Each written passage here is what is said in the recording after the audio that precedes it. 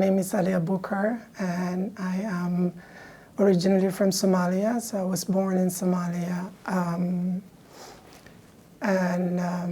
I just wanted to tell a little bit of story about my upbringing and my family and how that shaped my personal and professional growth and where I am today.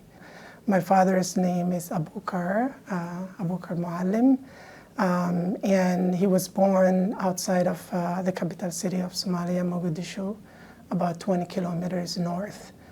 To a family, a large family. I mean, in my culture, mostly families are larger, and my father's father was a teacher, was a Quranic school teacher or Islamic school teacher, and my father was born when my grandfather was older, so he didn't spend so much time with my grandfather, and my grandfather passed away when my dad was young.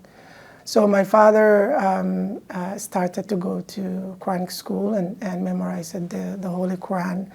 And then early on in his age, when he graduated, he also decided to come to the city to seek more knowledge and study the religious studies. And then he turned to continue to become a great scholar in religious studies and started preaching and teaching, and established also a mosque. And my dad would go and take people also to the Hajj, to Mecca and Saudi Arabia multiple times. So the story that I want to kind of like tell is the way that this relates to me as a person. So my father also had a larger family, and I'm the youngest from my mom's side, so in my culture, there are multiple families that are all within the one family. So my growing up, there was that expectation of taking those steps of my father and my grandfather.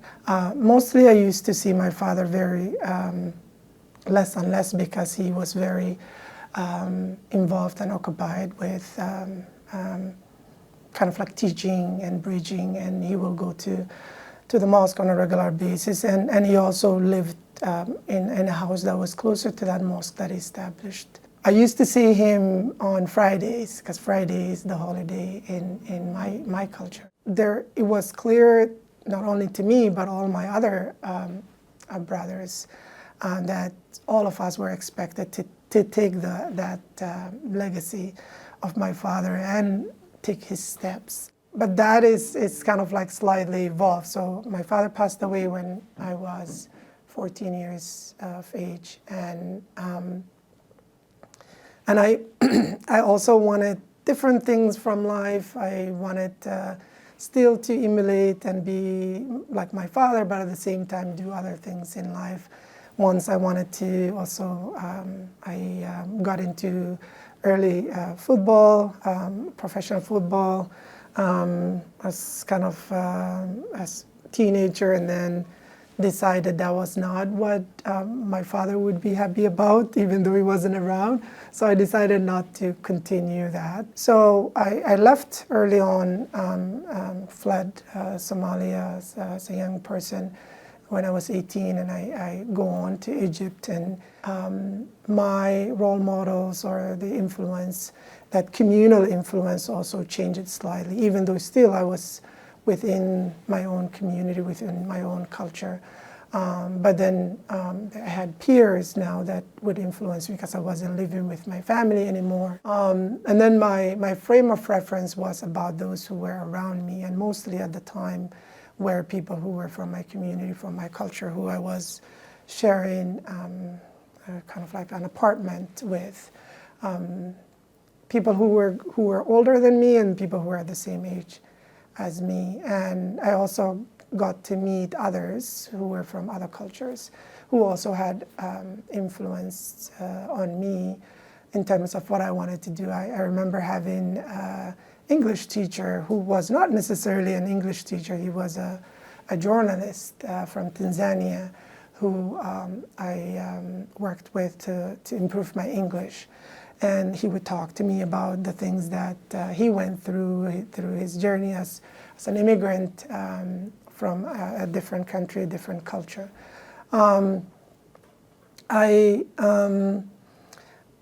I also faced challenges in terms of kind of like taking that journey of like studying further and becoming who I wanted to become. As a refugee, there were those challenges that wouldn't allow me to go to school or work legally or have that freedom of movement and all that. And then eventually I was able to get some of my papers back home, and I had to consider going to a private university. And even with the private university with limited opportunities and what kind of degree that I could access, I had to make those decisions and talk to people and say, okay, well, I have like 4 options. Should I go to computer science or do English or do management, business management or economics?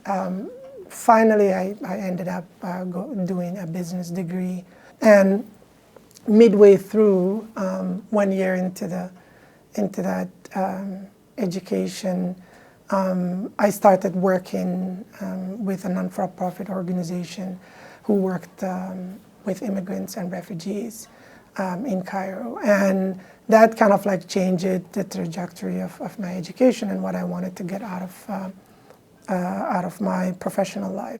I just wanted to stress a little bit about how life evolves around our lives and around those circumstances that happen in our life. So now I didn't have my family, my father and my parents and my those father figures in my life that will direct me the way that I would have had if I have been living in my home country, right? And but I had others who played a similar role. I had a professional doctor, Nancy Barron, who's from the U.S., who was a family therapist and had a psychotherapy degree in family therapy and a PhD in there, who worked in a lot of countries around the world, including Somalia and East Africa, and worked with asylum seekers and refugees and immigrants. She became a mentor for me and helped me get a scholarship from the American University in Cairo and advocated for me as a refugee because I turned to be the first refugee who got that scholarship, and then so that helped me to gain that additional postgraduate studies that shaped the person that I would become. And then I decided to do a Master's of Social Work when I moved to Canada, because I made that commitment during my undergrad to do something that is more connected to the work that I was doing at the time, and continued also that work. And now I find myself, after moving to Canada, also continuing that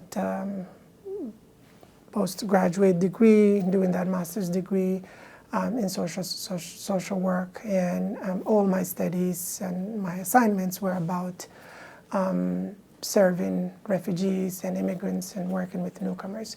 So now I'm here living in Saskatchewan on Treaty 6 territory and the traditional homeland of the Métis, and seeing the different roles that I play within the community and those people who are in my life from the different cultures, whether it's at my professional level, at work, the community, the people that I had to get to work with, and elders and knowledge keepers that I had the privilege to working with, also helped shape the way that I see the future and who I am. And then I became a father about 4 years ago to a little daughter, Iman, who is the love of my life, and I have that relationship with her. And I wanted to kind of like talk about how the way that parenting and father figures in our lives also changed. So now the relationship that I have with my daughter is slightly different, or the way that my father and my grandfather looked at the parenting and how our decisions are shaped, and how whether it's education or profession or even community involvement evolved with time, and also the interconnectedness of humanity from different cultures, from different worldviews. Now I want my daughter to have the opportunities that she would like to have. I don't want it to tell her like, okay, well, I want you to be a doctor or a lawyer or a community leader or a religious leader or whatever. I want to tell her these experiences and the stories and what I learned from my life throughout, and the experiences that I have. Her experience is different as a kind of like multi-generational newcomer who's living, or a settler living in an indigenous land here. And I always take her to social justice rallies and all these different places that I go, so that she can learn about those things and get exposed, and then make decisions in her life how she wants to, what she wants to be, whether she wants to be a teacher or a doctor or a lawyer or whatever. But at least I want her to have all those perspectives to make the decisions that would work for her and is aligned in her worldviews growing up. So I'm very excited that we will be going sometime soon, and I want to take my daughter to see where I grew up and to see my mom, her grandmother, and also see her grandmother from my wife's side, my mother-in-law, and learn a little bit about the background and where we come from. My wife is Somali, but she also grew up in East Africa, in Uganda, and spent some time in Kenya as well. So we wanted her to spend some time and learn about those things. I want my daughter to have the opportunity of travel. For me, traveling and going to different places is really very important. And my wife and I have different upbringing, have different growing, although we share the same culture. So my wife went to a boarding school. I didn't go to boarding school. I want my daughter to have the opportunity, if she could, to go and experience what boarding school would look like, right? Or at least even learn about those experiences, and at least have experience of living away from her family on her own, so that she can learn about the different perspectives around the world. In my culture, we say that who doesn't travel doesn't have, we actually say literally, they don't have eyes. So traveling gives you an eye to learn about what is out there, to learn about different perspectives, to learn about other worldviews, other cultures, other ways of knowledge. And she has some of that, although this is her community because she was born here.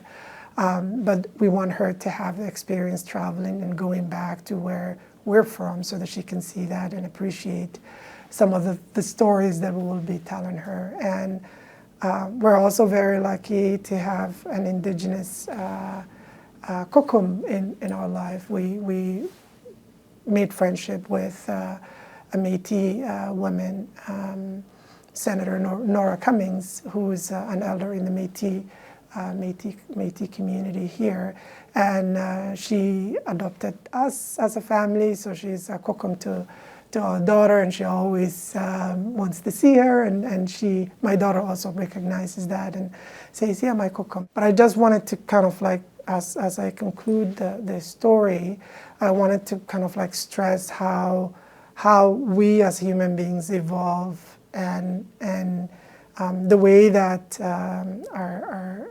personalities, our professions, our growth, and who we are, and what role we play in the communities where we live, different times of our life, is shaped and evolve around whatever is happening around our lives and the circumstances that exist in that environment. But one thing that is very critical for us as human beings is also to immerse ourselves within that environment where we'll be living, to be open-minded and to allow those influences that are there, not only the ones that we're comfortable with and the ones that we know, but also the others that are around us, our neighbors, our communities, and be there, be an ally to those who also are marginalized, whether they are from our own circles or from our own communities or not. So it's really important that we embrace that human race and human culture, that global culture that we all live in,